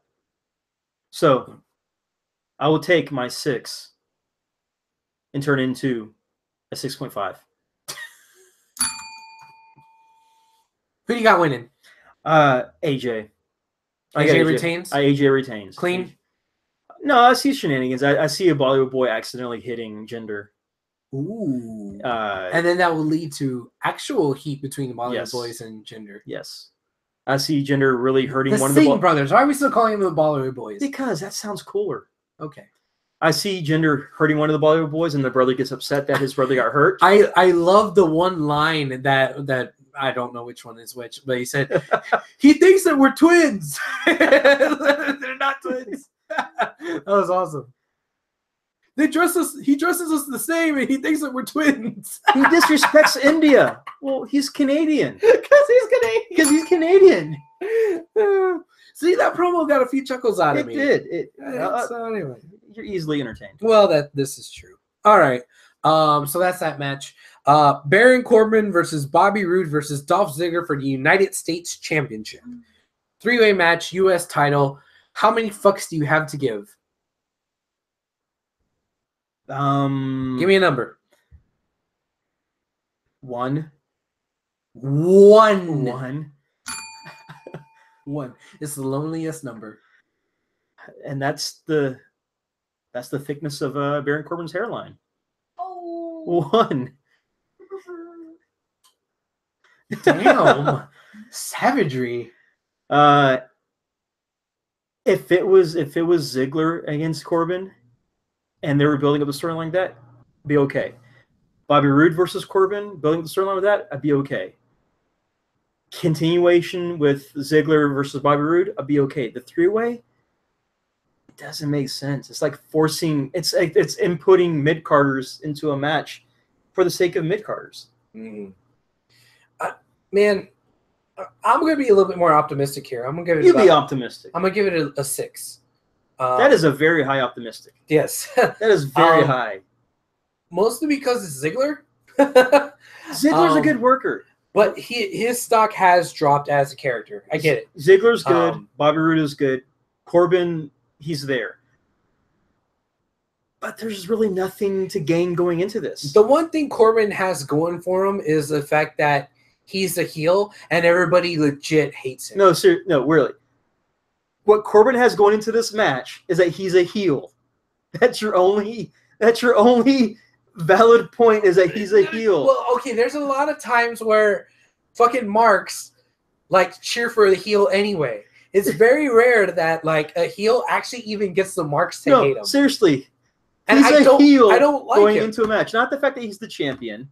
Not the fact that that he's got Hot Topic shirts. No. Or that Ziggler has done 15 extra sit-ups before each match. That he's the heel. What I'm saying is that he's doing a good job at making us hate him, and he's playing the role the way that's it called should be life played. for him. That's life. Well, then good on him. Everything fucking matches with it. Yeah, like his hairline. That's genetics. For the psychology of the match, at least everything's lined up in this match. Put like a Rogan on a pole match for this or something. Do something for the. These are 2.5 guys that have talent that are in a match that nobody cares about. Robert Medlin.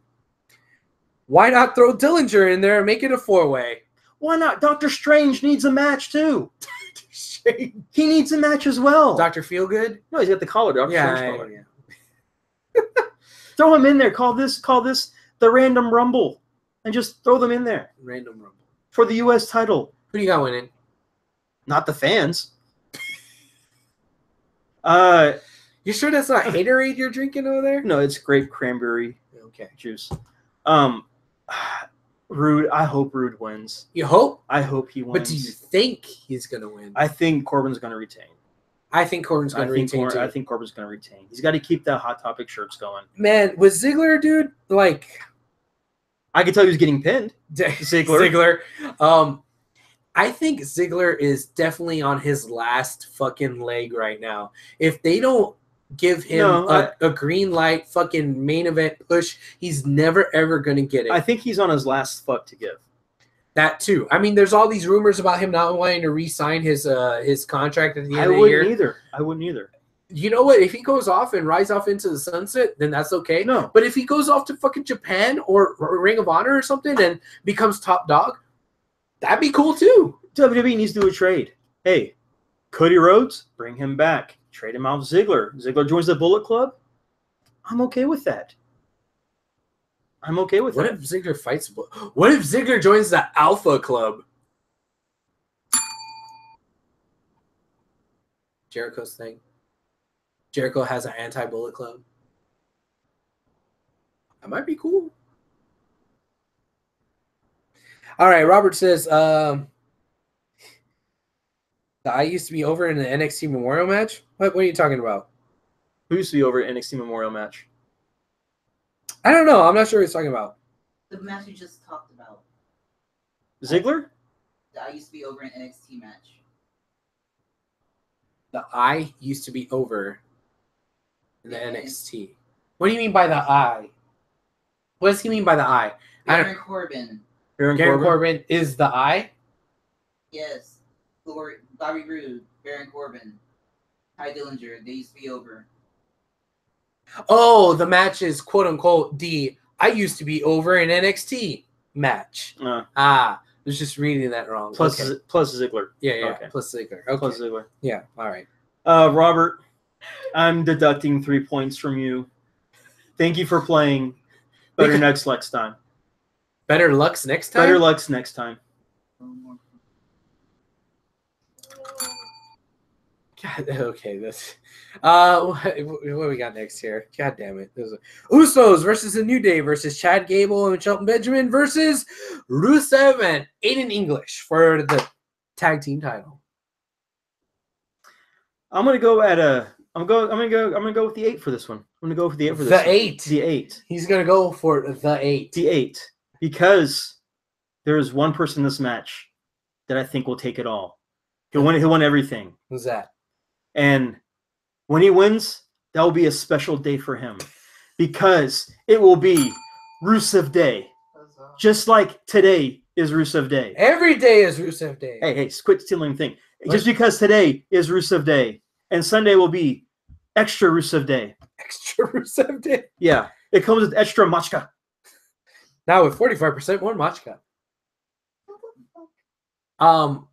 So I'm guessing that's who you think's gonna win as well? Yeah, Rusev's gonna win. Was Rusev not Rusev and Aiden English. Who? Rusev. Aiden English. Who's that? His tag team partner in the match. His tag team partner? Yeah, god damn it. All right. So okay. Do you think the match itself is gonna be good? I think the Usos will put on a good show.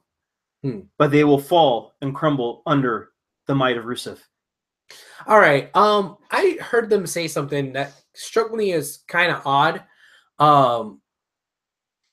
It was like the vignette package when they're talking about this match or whatever.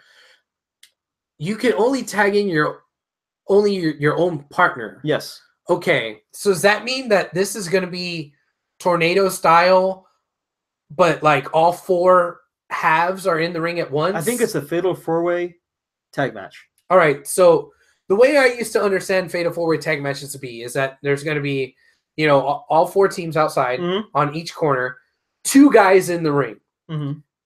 So then, one guy from Team A, one guy from Team B. Are there team eliminations? C and D. No. Okay. So one guy from Team A in the ring, one guy from Team B in the ring, and then Team C and D just whenever they get a chance to tag in, they'll tag in. But they were saying you can only tag your only team. Yeah, only tag your. So does that mean 4 guys will be in the ring at all times? I think so. Does that seem a little bit more clusterfucky than normal? It does. I mean, people can take this as like a, pretty much a clusterfuck. But, well, it is. But still, Rusev will win, and he will be champion. Okay, enough with the Rusev. All right. Disrespect Rusev on Rusev Day. Jesus. All right. I'm going to go with about... you son of a bitch. Would you disrespect him? I'm going to go with the 7. You better go with a 10.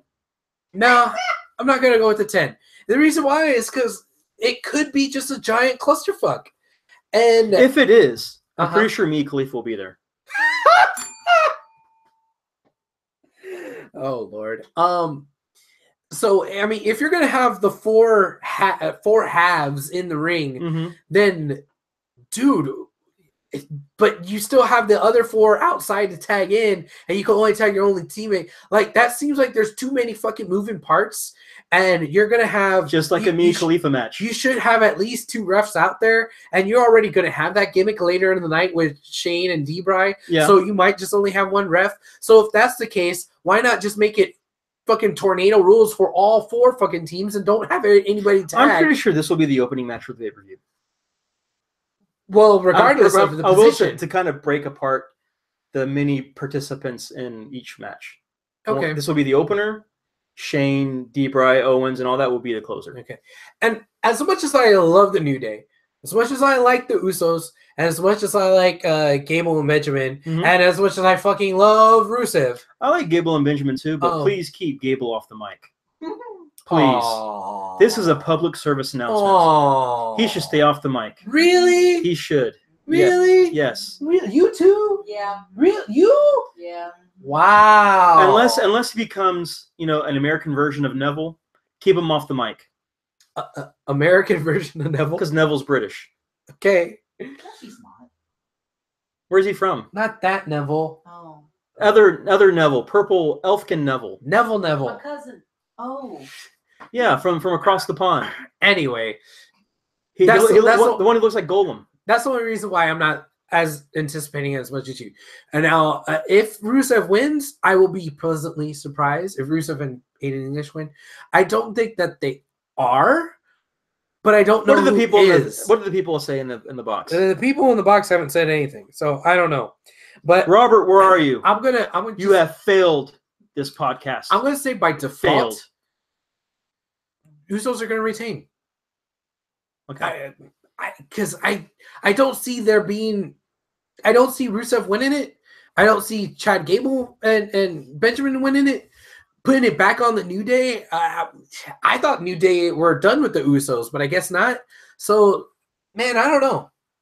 So I can see Rusev winning it, and him wearing both belts, claiming every day is Rusev Day, up until Mania, when they lose in like 5 seconds to somebody else.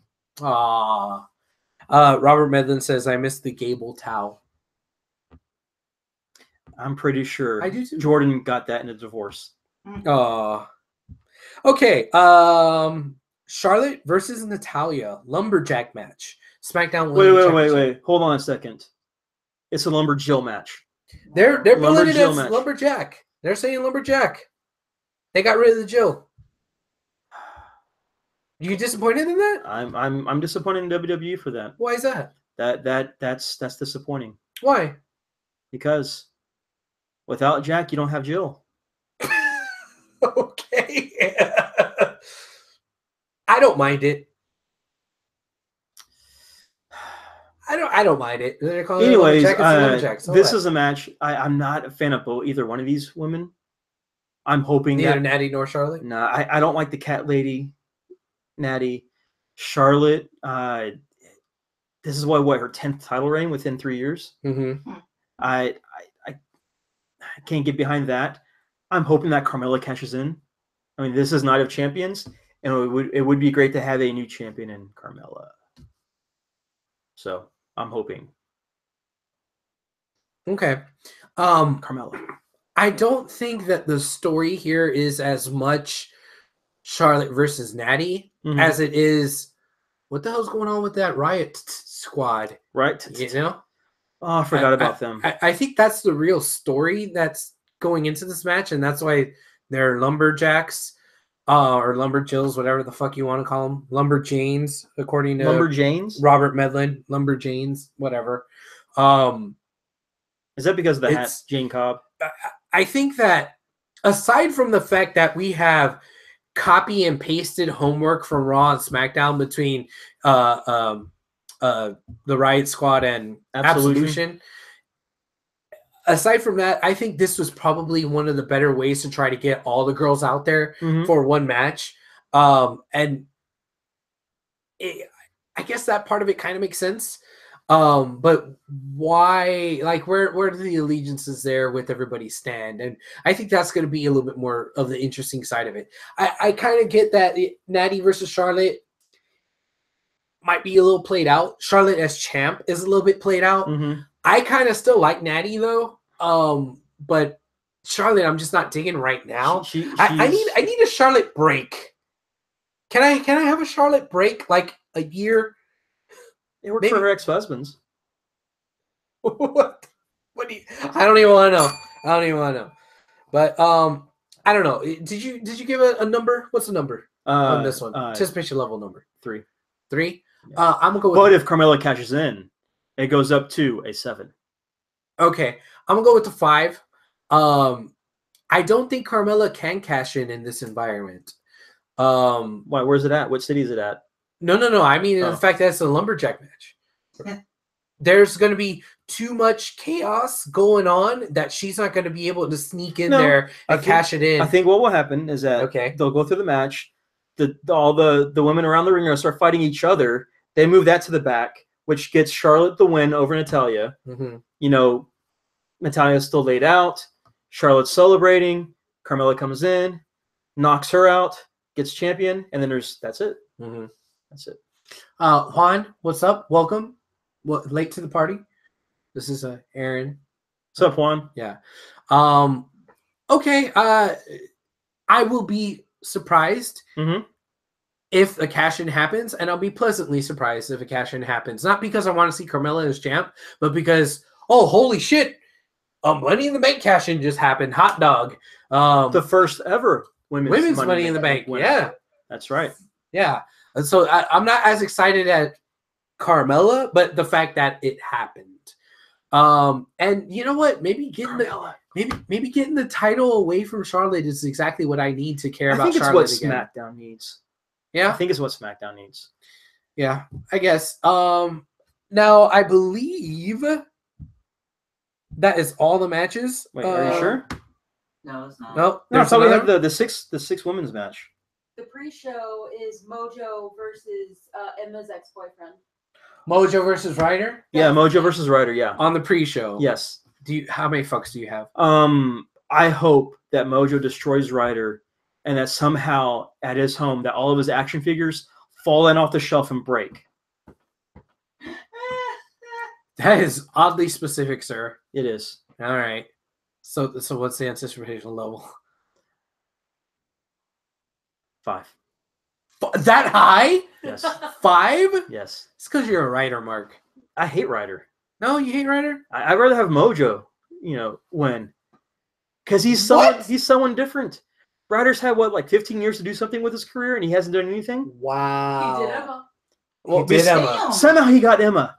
Ryder, how many pops did Ryder trade in to get a date with Emma? Seriously. How did that happen? That is way above his league. Juan says, I like Mojo. Thank you, Juan. I see potential in his promos. Yes. Yes. And then Robert says, Mojo breaks all his Ghostbuster figures. I hope he does. I hope Mojo goes over and breaks the Slimer action figure over his knee like a this. And just breaks it. Like a this? Like a this. I hope he does it. I'm going to go with Ryder, I hope 3. all your pops get burned up on Christmas Day. Miz style. Okay. I'm going to go with the 3. I've never really cared for Ryder that much. Neither did Emma. Mojo, I could kind of see where there could be potential there if he goes away from that goofy ass I don't get hype, stay hype gimmick, which this heel turn might allow him to do. Yeah. But I'm not ready to be vested in him yet until I see that kind of shit actually happen. I'm waiting for Mojo to evolve into the Berserker. With the yeah. He has a Viking helmet and he comes out doing that. That would be awesome. Just don't grow the beard out. Yeah, Robert Medlin. I'm curious about Evil Mojo, or also known as Mojo Jojo. Yes. What did Brock ever do to you? Lego Brock. That's not even Lego. That's Mega Block. It's not Lego. It's Mega. Look, you knocked over Heyman too. And Heyman. Damn. All right. That was no. We still got one more match. There's one. What match am I missing? Breezango versus the Bludgeon Brothers. Oh. Yes. I'm gonna go with about a 6. I don't know if the clashing of the aesthetics here is doing it for me. You got the Fashion Files, which has been fucking hilarious and awesome and almost to the point, but not quite yet there of, all right, it's gone too long. So, okay, we need to have a match. Yes. But that match is going up against the Bludgeon Brothers. I see this. I like Harper and Rowan, but I don't know if I like this Harper and Rowan because they're just mysteriously not the Wyatts, but they still kind of are the Wyatts. The Bludgeon Brothers are what the Ascension should have been in the WWE. And it's funny because you have Breezango with the Ascension, the goofy Ascension, and they're about to fight the real Ascension at a pay-per-view. And it's messy. It's going to be messy. It's going to be messy. I'm sorry, but they're going to go Breezango turning into Febreze. Well, Robert. Where'd it go? It already scrolled up, so I missed it. There it is. Okay. I want Ascension to sacrifice themselves to save Breezango.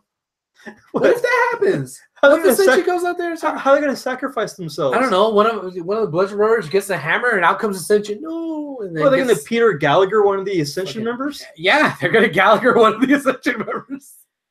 I'm down. The Hammer Brothers. So then Simon's gonna come up and have a little sign, resurrect the Ascension. Yeah. That's what's really gonna happen. Yeah. The Hammer Brothers are actually gonna have like little turtle shells, and they're gonna have smaller hammers that are just Okay, wait a minute. If Breezango comes out dressed as Mario and Luigi, yes, for this match, taking out the Hammer Brothers, I will give this match a number 8. All An 8. right. But if they don't, it's gonna stay at a 3. Team Pyramid Heads. Yeah, I get that too, Robert. Yeah, that's a good one. What are you doing? Okay. She's getting a haterade. She's getting some haterade. Okay.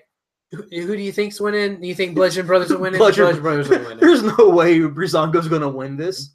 Breezango, they don't need to win anything. Breezango won the fan vote. Yeah. Bludgeon Brothers are winning the match. Yeah, I agree. Now is that all the matches? Yes? I think that's it. I think that is it. Okay, that's it. All right. So overall, you want to give it a number? For the whole pay-per-view? For the whole shebang. Because of the people attending and watching it with us, I'm giving it a 10. Because we make it fun, even if it is terrible, which it normally is. Well, let's assume that people weren't coming over. Taking that bias aside, what would you give this pay-per-view anticipation-wise? Then I'll be a lonely, lonely person. I'll probably give it a 1. A 1? You're either all or nothing over here, ain't you? Yes, I am. All right, I'm going to go with about a middle. I either go full force or I don't do it. It's December, so WWE tends to do weird-ass shit in December. Sometimes that weird-ass shit is just not good. Sometimes it's fucking amazing, but it's an experiment. So by the time Royal Rumble comes around, they're like, nah, no more with that. Do you like to experiment? Sometimes they do. What do you experiment on?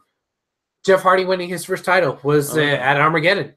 That is true. You know, so they do weird shit sometimes in December. So just for the fact that maybe something crazy can happen, all right, I'm going to be a little bit more optimistic, but just looking at paper, man, I don't care about most of these matches. What so craziness I'm going to go about could a happen? 5. You're going about a 5? Yeah. I don't know. I mean, Carmella could cash in the money in the bank. Yeah. Jinder could win back the title, which that could be crazy and not good. Was Cass assigned to Raw or SmackDown, or is he a free agent? Yeah, you guess Cass versus Enzo happened on Raw. That's where he injured himself. Yeah, but then they didn't have the draft.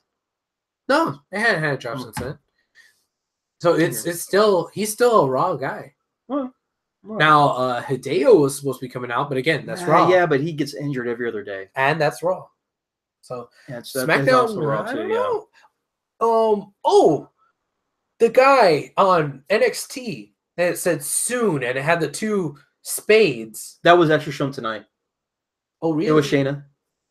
The horsewoman. Oh, it wasn't a guy. It was Shayna Baszler. Yeah, Shayna Baszler. Yeah. Oh, because she's the queen of spades in the MMA. Yeah. But actually, in MMA, she was the queen of losses. That was my guess earlier in the week. Yeah. It's like, oh, Shayna. But I was like, no. I think Chris even said it's like people thought it was Gunner. People thought it was Gunner because of the broad shoulders. Yeah. And the way it looked. But Shayna Baszler just has broad shoulders. She was wearing like a coat, like a vest.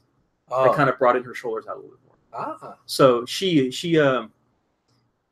mysteriously made that silhouette look ambiguous. But it was Shayna Baszler. The Queen of Spades, a.k.a. the Queen of Losses in MMA. Juan is saying that they're I want the Ascension to sacrifice himself. Remember what Robert was saying that, and you were saying, well, how can that happen? Disguises. Ascension's dressed up as a Breezango. Come out like the janitor and stuff. That would be pretty funny if the Ascension had the face paint on with like a Tyler Breeze wig. Yes. And then like a Fandango captain's helmet or captain's hat on. Yeah. But they still have like the goofy face paint and everything. They come out with the fucking tickets. The tickets and everything. Oh. That could be pretty funny and hilarious. Yes, thank you, Juan, for that. All right. Well, that's it for this. We have tentatively scheduled, card subject to change, because apparently we were supposed to have both Chris and Arnold here tonight. So I don't know. Tentatively, things happen. Arnold is working the late shift at Lids. No, he's not. Buy one get one half off. No, it's on not. All new era. No hats. No fitted and adjustable. Oh God. You know, this Sunday is supposed to be our year-end review special. Our end of the year shit. They're getting where audited. We talk about what our match of the Audits, year is and taxes. I'm just about to call you Arnold. Don't call me that. I do not work at Lids. Oh, God damn it. I do not work at Lids. You son of a bitch. I do not work there. Don't you curse me with an audit. I come in on this shit. On an audit? He does, don't curse her with an audit. I was saying, he was saying end of the year review. Being married to Jen, that's all she talks about is taxes. This Sunday. Sunday.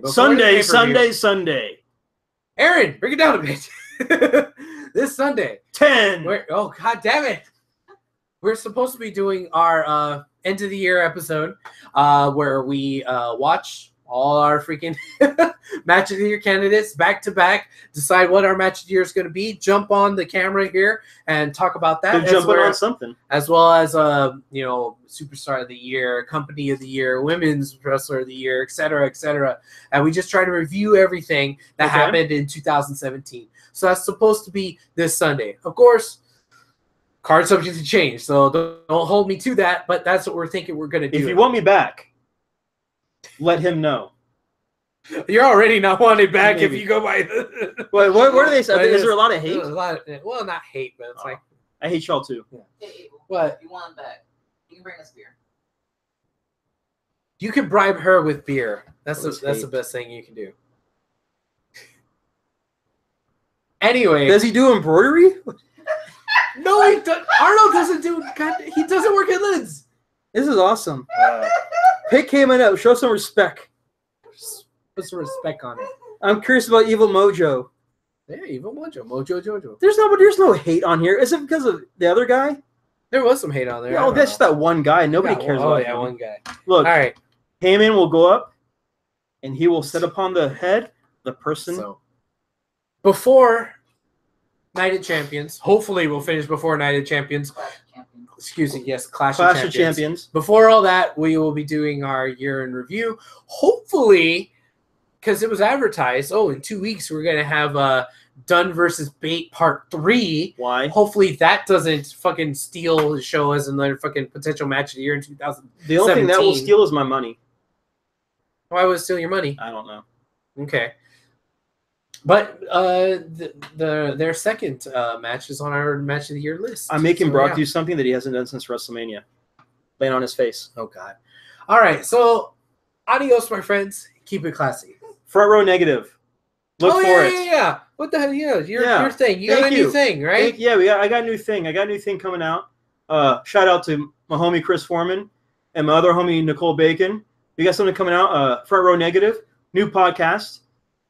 We don't talk about really much of anything except stuff. Y'all just bullshit. Pretty much. That's it. It is like the Seinfeld of podcasts. We talk about nothing. Well, it started off as an inside joke, but that's the first episode. But if you watch the pay-per-views, you see a long-haired guy, he might be on the show. Eventually. You're never going to get him on the show. Don't you wish that bad bone on me, Ricky Bobby. Don't you wish that on me, Ricky Bobby. Oh, don't you do that to me. Robert Medlin says that he and yourself should be HWR red and black. We should be. Robert, we can take him out. I know where he lives. It's literally like 20 feet away from you right now. I know where he lives. 20 feet away from him? No, from me. Oh. Right now. What? I'm less than 20 feet away from you. No, the room is over there. The room? Where you sleep. The bedroom? Yes. Why do you want to take this? This isn't that because kind of show. Because I know where you live. Yeah, so what does that have to do with the bedroom? Because we're freak. Because we're Wolfpack. We're gonna bring it home. We're taking it to the bedroom. Possibly. Maybe. Randy, do you need a place to stay tonight? Nah, I'm gonna film it. Okay. Oh God, you freaky, bunch of crazy women. All right, I'm pretty sure. I'm pretty sure we get Shane Helms to do this too. Done.